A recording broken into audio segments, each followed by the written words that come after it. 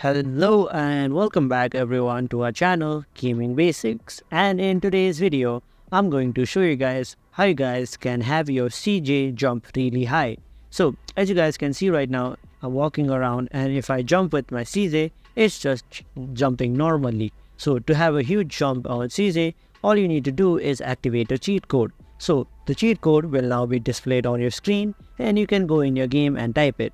So all you need to do is type this. You can type this with me as well. So you need to type KANGAROO, and after that it tells you that the cheat code has now been activated. And if you run around and jump with your CJ, you can see that my now CJ jumps really high. So as you guys can see, I'll do it again, and my CJ jumps really high. So this is higher than the normal version. So that's how you guys can have your CJ jump in your GTA San Andreas game.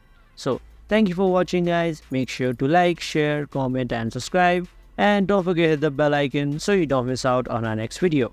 Also, if there is any video that you guys want us to cover, then please comment it down below and we will cover it for you guys in our next video. So thank you for watching and see you guys next time.